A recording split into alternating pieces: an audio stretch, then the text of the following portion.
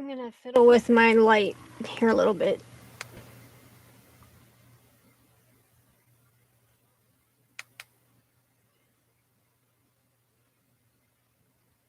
I like the warm one best, I guess.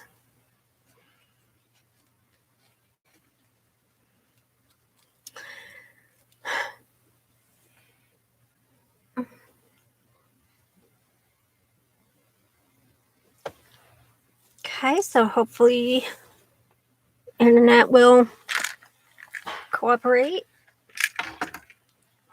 I hope you can hear me. I did test my microphone and it sounded okay to me. I have it up here so I don't have to hold it, and I can use my hands, sort of. I did want to show you this. Not the color. Color is what I wanted. My mom gave me a haircut, and it's not usually how I have it done, but she did it, and it'll do. I don't want to be, thank you, ungrateful. I didn't even brush it because I wanted you to see how funky it fell down for a while. It was like everywhere. The color makes it dry because it's really just a coating on the hair shaft, it's not dye. Anyway, thank you, Eric. I'm sure it'll look better tomorrow after the first shampooing and more hair products. So, my mom is going out of town this weekend. She's leaving Friday. I'm really excited about that because at first I was anxious because I knew I was going to be anxious. The mind of someone who is perpetually anxious. But today I'm okay with it. And I can tell you a little bit why. I don't want to talk like about me and my life a whole lot, bore you. But so I always do feel a little untethered when she goes out of town because the thoughts are, oh my God, I could have a stroke and something and die, and I'm all alone, and blah, blah, blah. This could happen. This horrible thing could happen. So, but I'm looking forward to it because that means I will be able to do videos and live stream in a more normal setting. I can do them downstairs, then the only people that would hear are the dogs. So, and I can do it at different times as well. So, I'm looking forward to that because I have one that I have had ready for a while, but it's like a presentation of objects. So I want to be able to be sort of standing so I can, show what I'm doing, and I don't have the room. She did say, I don't know when or how we're going to do this. She came in, if you watch my house tour,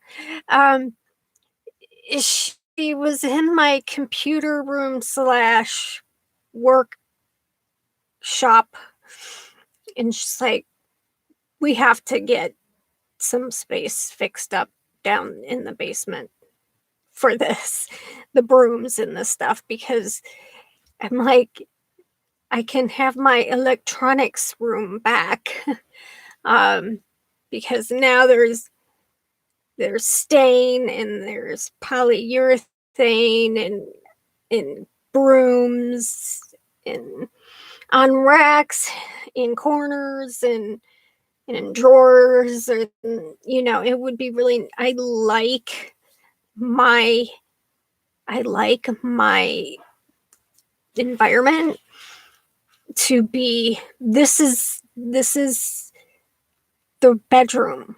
This room is this room. These things go there. So I have been feeling kind of um,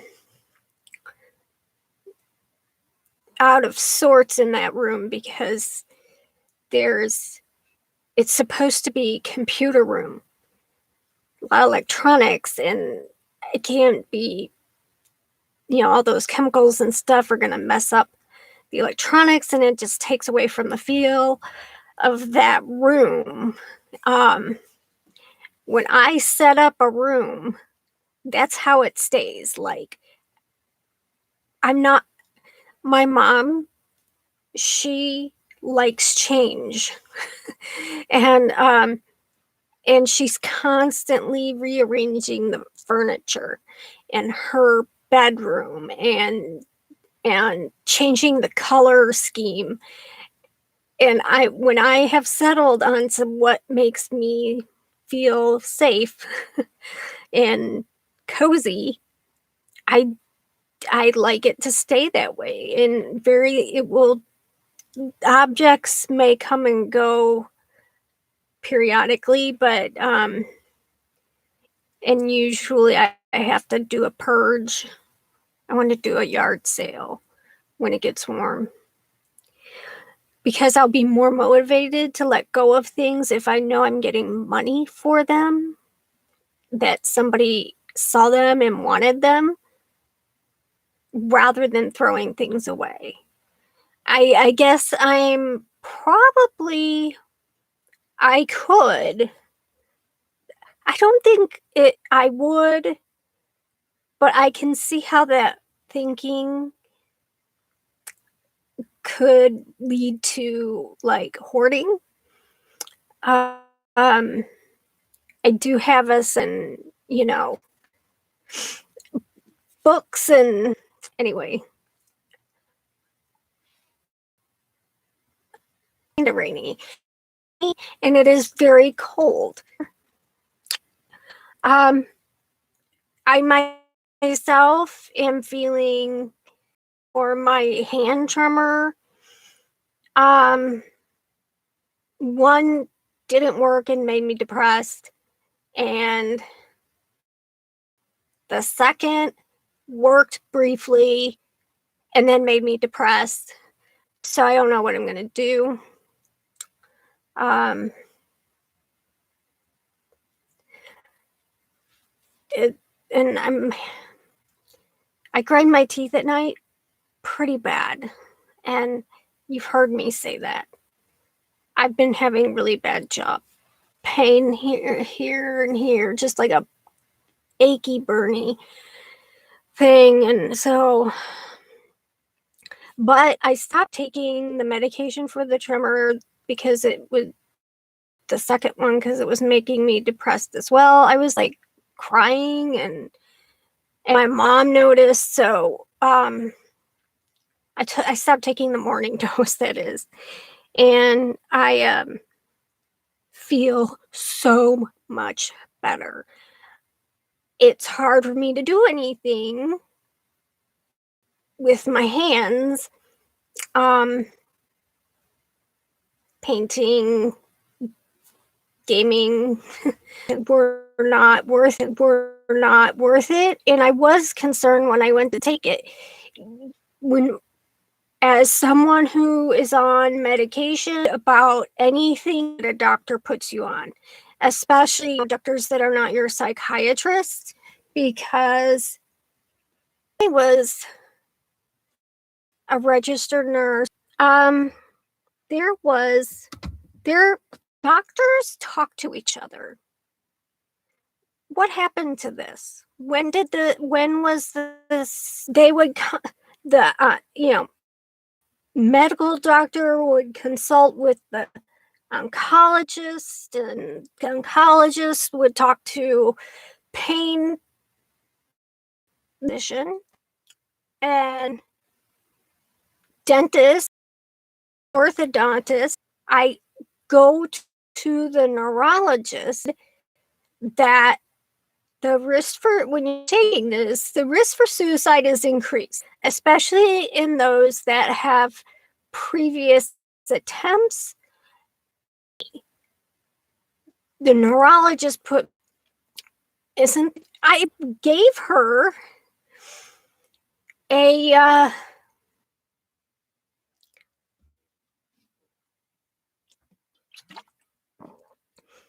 a list of every condition I had, the doctor's name, the doctor's number, and I know my primary physician made the consult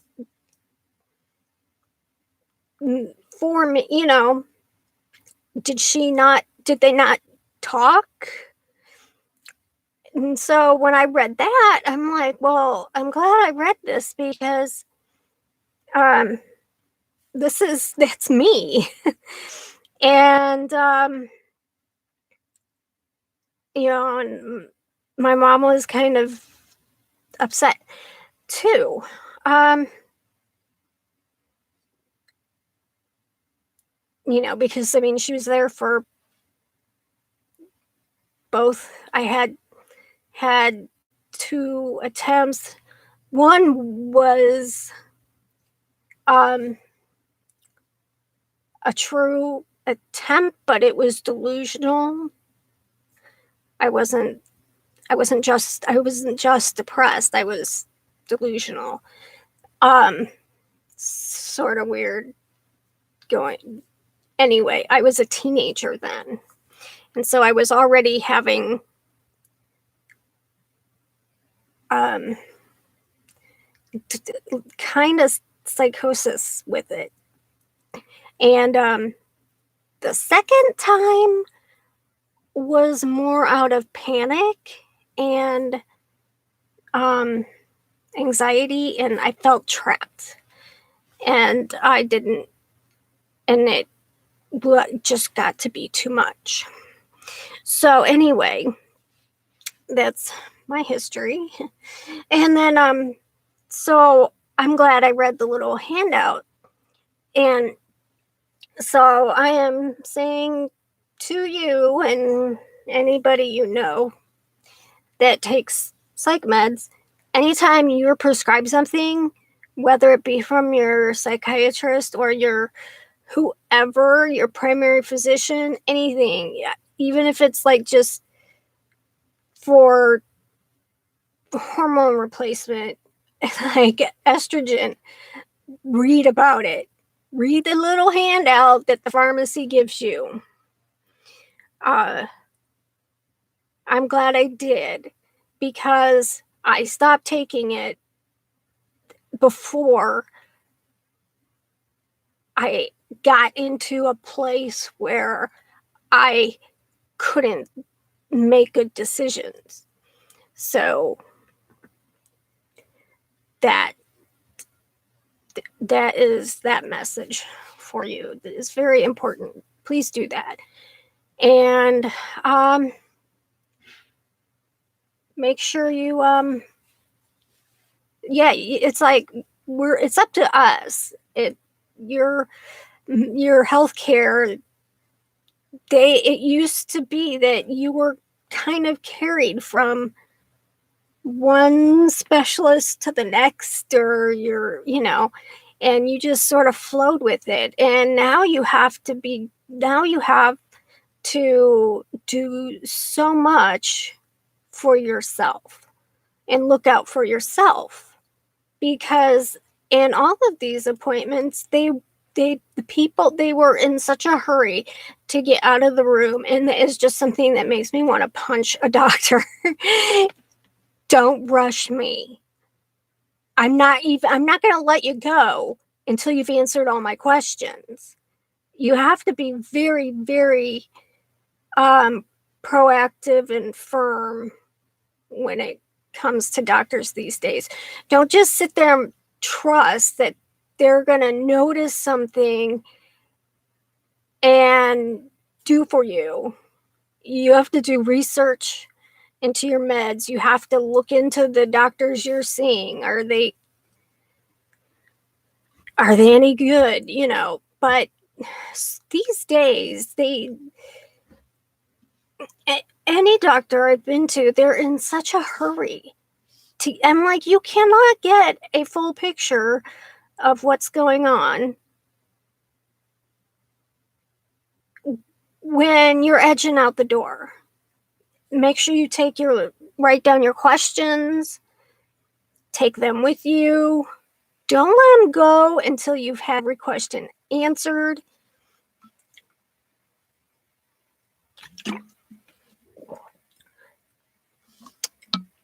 Always have a list of your conditions, which doctor you see for those conditions, and what medications you're on for those conditions.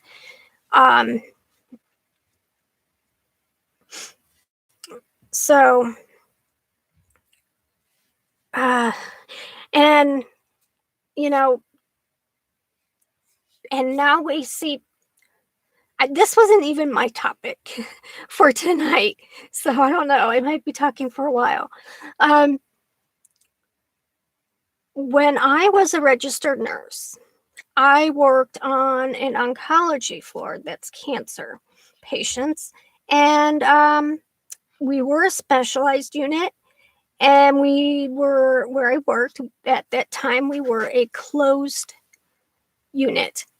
That meant the nurses that worked on our floor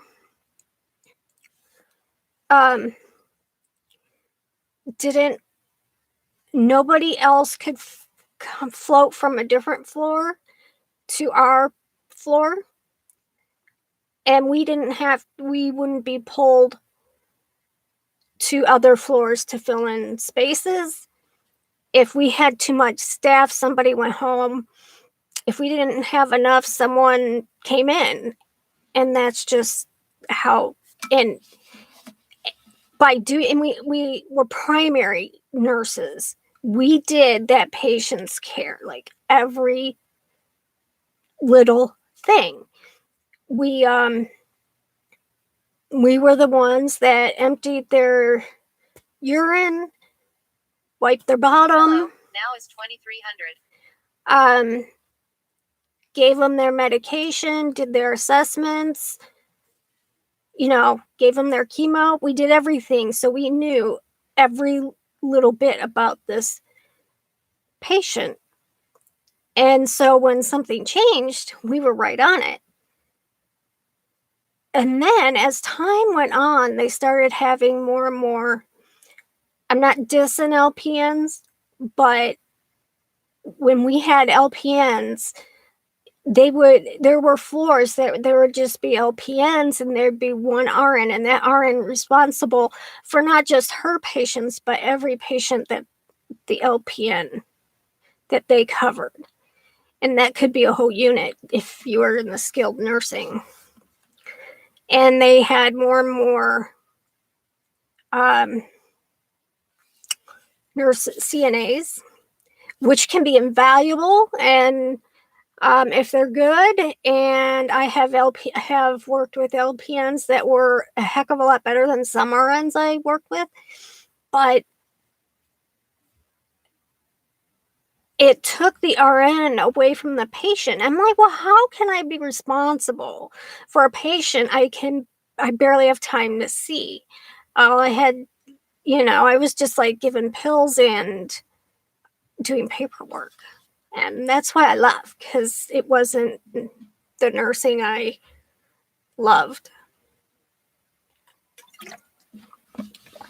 So the healthcare system is just getting worse and worse. You really have to fend for yourself. So, and I recommend wearing a medic alert bracelet. You can have all your information on there. on the well, you have some information on your thing, but if they follow the directions on it, then they can get your whole history, your whole that you've typed in. But in case you can't speak for yourself and they need to know what kind of meds you're on, it's really important. Meds. Speaking of meds, the other thing I was going to talk about was, excuse me. Uh-oh.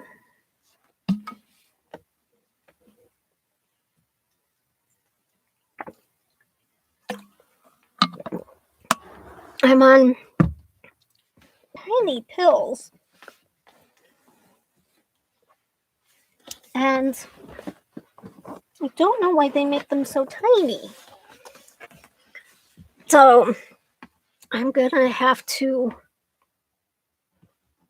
Here it is. Oh, no, that's not it. When I leave here, I'm going to have to dig around for that pill. I think it was Zoloft. Anyway, the other thing I wanted to talk about, because this is coming up too, and so it was something I wanted. I'm a pretty darn good patient when it comes to my bipolar disorder and anxiety, more so my bipolar than anxiety. But I'm a pretty good patient. I was gonna say like a psychiatrist's wet dream, but that wouldn't have come out right. No, what I mean is I take my medication, I go to my appointment. Well, now they're on the phone, which is really falls in the category of what I was talking about. I don't drink alcohol. I don't do any drugs. Sometimes I really would like to, but just kidding. And I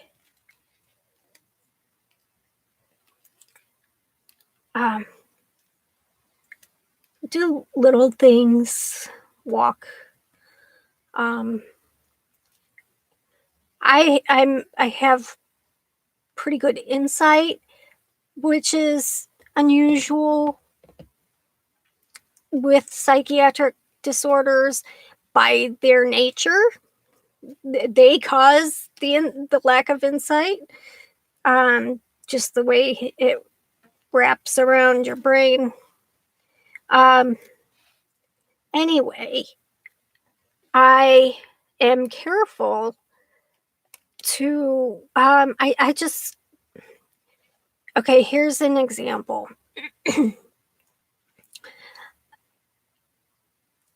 My sister-in-law, when she was giving birth to the first grandson, there was like everybody was there. Great grandpa, aunts, and I mean everybody was there in the waiting area, and the whole family on both sides. And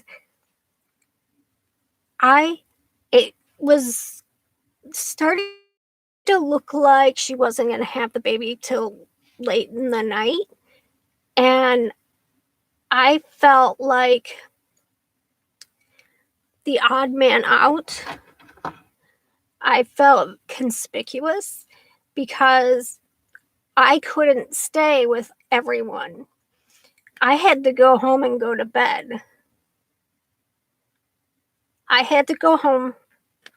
I took my medication with me, but I had to go home and go to bed. I couldn't stay up all night like people do. And I didn't get to be there when he was born and everybody else did. And the nurses hated the fact that we took up like the whole waiting area. But um,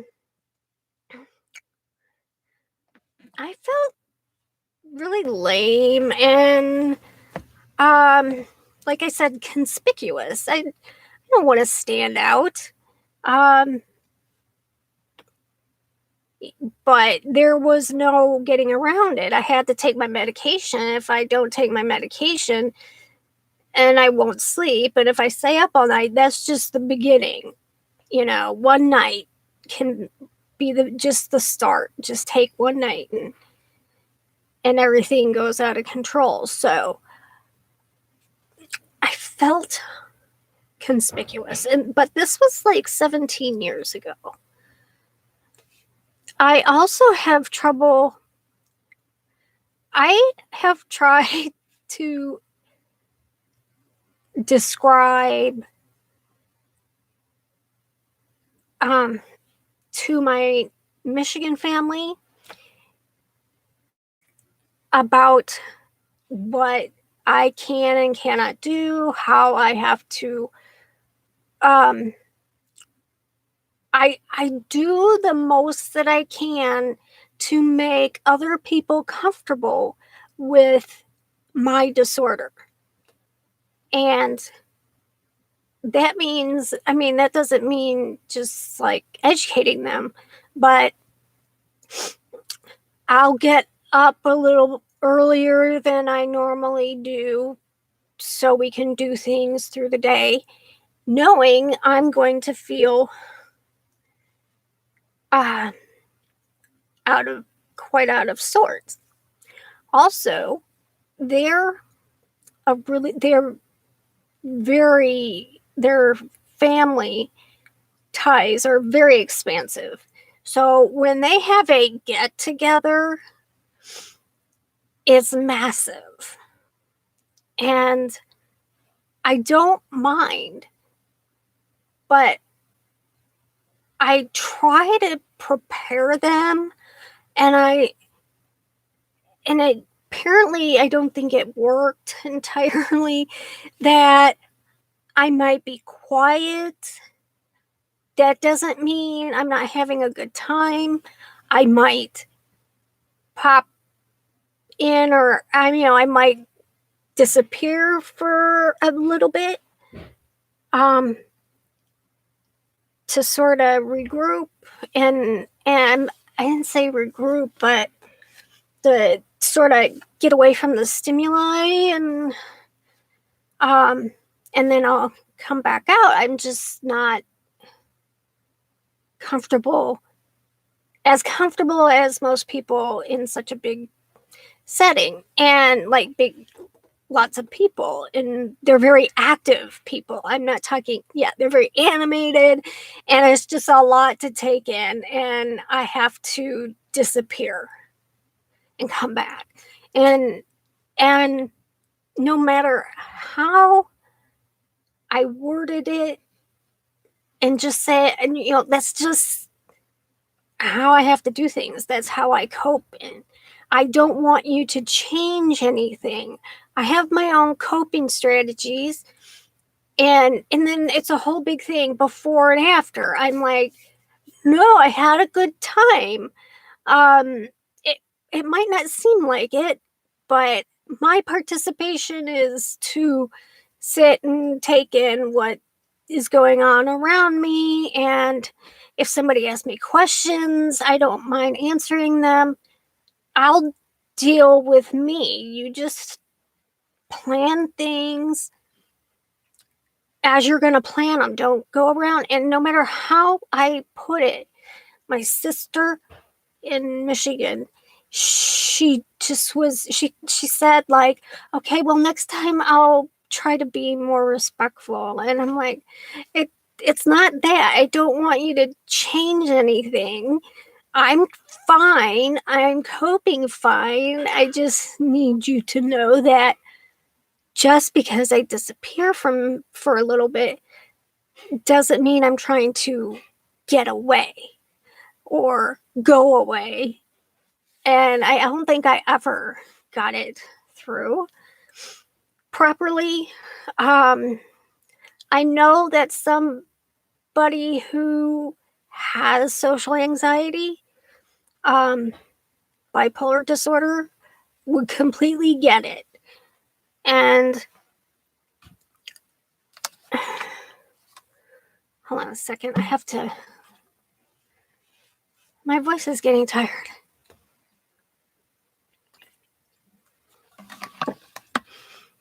And it made me feel bad when I had felt fine. I'm like, and then finally I gave up because I'm not saying, no, it wasn't disrespectful at all. Just plan everything as it's going to be, and I'll work myself around that. And I mean, it just seemed to make things worse. Um, and then there are situations where people know that you have something, they know it's not good for you to go out and party, um, stay up late, um, all night, um, they know you have it. They know you have something that you take medication for and that you pace your life after. And they think so little about how you're going to do, what the results will be for you, and are only thinking about what the they think like you can not have bipolar disorder for just one night. Oh, come on. You can stay out just tonight. It's not like we're going to be partying all weekend. And you've already said, um, no, thank you, or I'll go, but I'm going to leave at about 11. Um, and, people who maybe you had a relationship with that it involved staying up all night, going to the casinos, going to the strip clubs and shopping, things that might be your weakness, because we each have, if you have bipolar disorder, everybody tends to do the same-ish things when they get hypomanic and manic. I spend money online a lot, impulsively, and some other things, but just like one or two other things. And let's just say that somebody, you know, um, you go shopping with somebody. It's not that you can't, but you go and you're like, okay, well, I'm just gonna get one or two things, and they're just nudging you. Oh,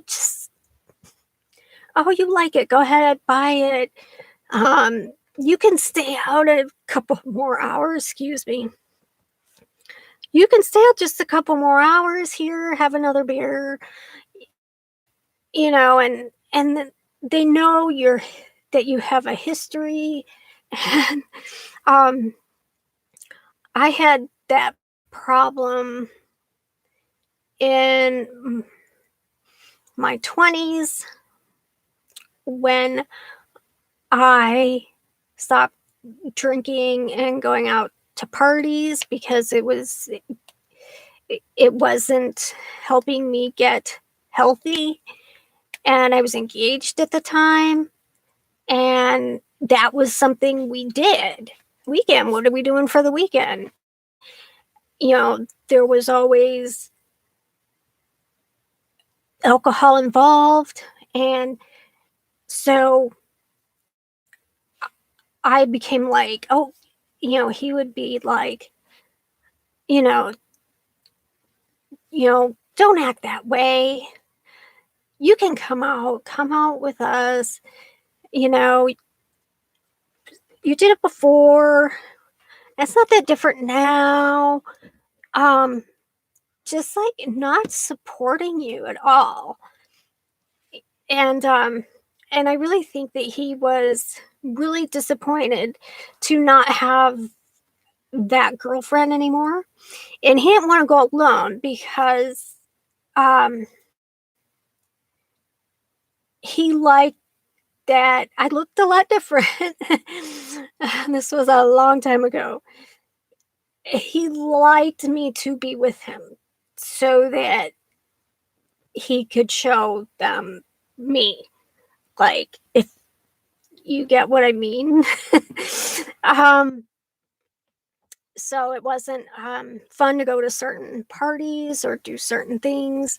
Going out of town was a big deal, because we like went to a playoff game in Buffalo once, and it was spur of the moment, and we got tickets from scalpers, um and then I had to, like, well, I can do things, but I can't stay out all night, and I need to get my sleep. I want to get this under control. I want, to know what's going on with my body and mind. I know you want the person that I was, but I'm not that person anymore.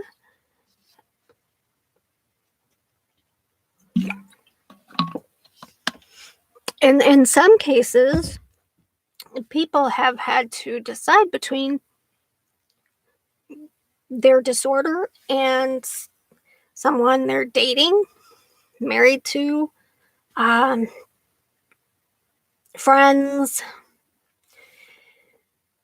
If you want to stay healthy, some people you have to let go if they aren't going to, like, get it. You can't just put it on the shelf. I can't leave bipolar at home when I go out to Michigan, and I'll be, enforced and, like, out of magic, become this engaging, um, easy around people person, loving to meet new people and strangers. I don't mind talking to people, but what I tend to do is, if it's a huge setting, I kind of, if there's a group that's just like two people over here, I'll kind of hang around there. Um, so there's some people that just won't get it, and so you have to make decisions for yourself, about yourself, to stay healthy, and don't let anyone uh, convince you to give up your health to do what they want to do. If they want to spend time with you, they will understand that the circumstances are going to have to be different. A daytime baseball game, um, and or going to the botanical gardens. You can still see a movie. It's just not going to be raves. Uh, I mean, I think it would really, really suck. It sucked for me, and I was in my 20s. And then, yeah, two different instances, same guy.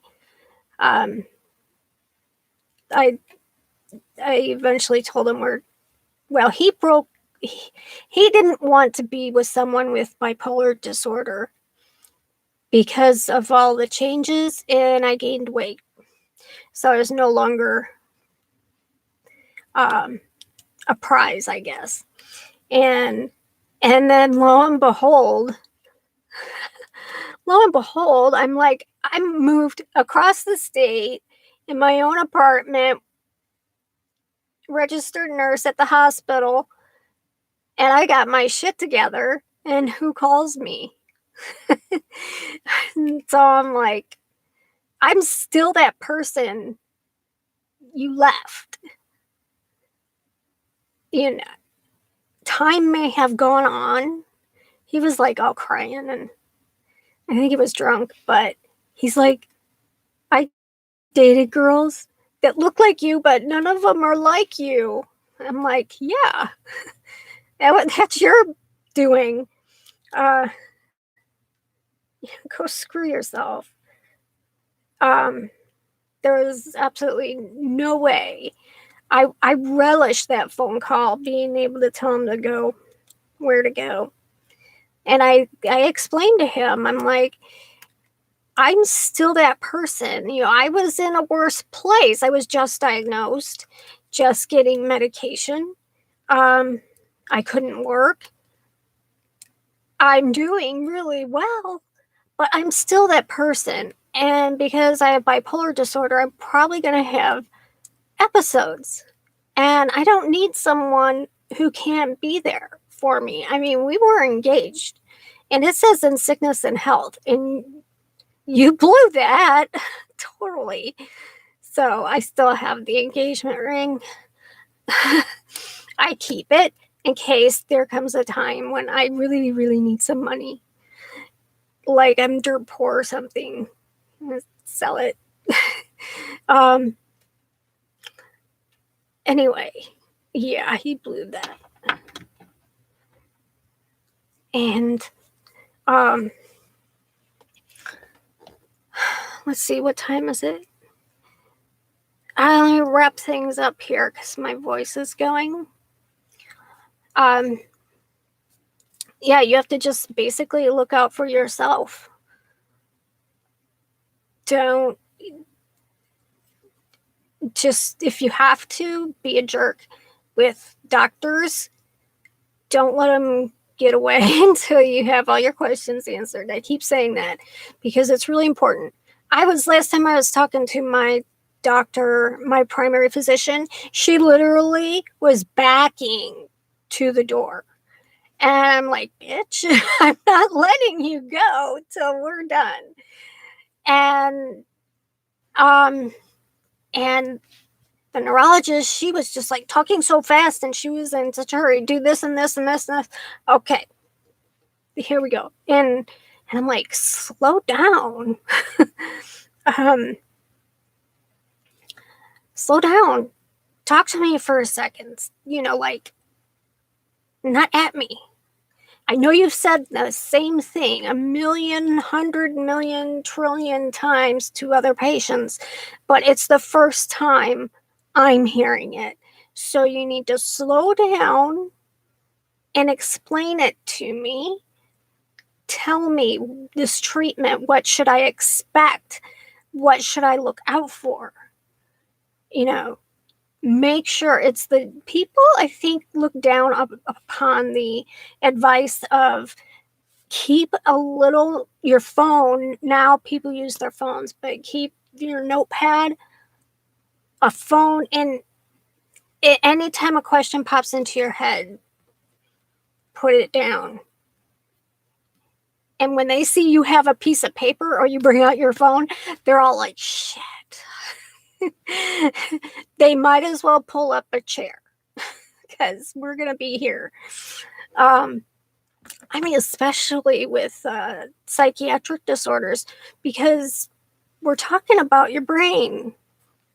Um, yeah, we're talking about your brain, and you only have one.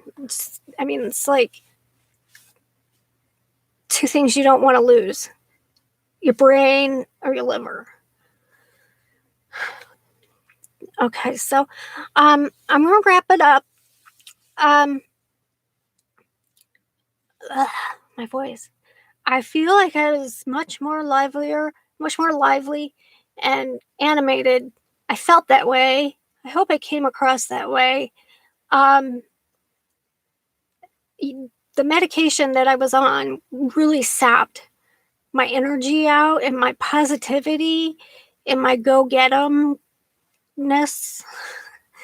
So I'm really glad to feel more like myself. Um, I'll take, yeah, yeah. I'll just deal with the other stuff. I don't know. I have a follow up appointment with the neurologist, so I'll tell her that medication didn't work either. So I don't know. I'm just gonna, here's my advice: just cope. Find out what works for you. Get your own system down and just cope.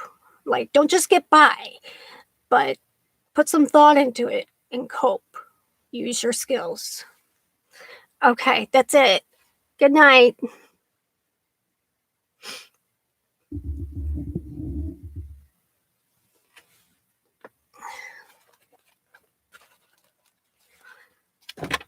Nobody says good night to me anymore. Thank you. Thank you, Eric. Good night.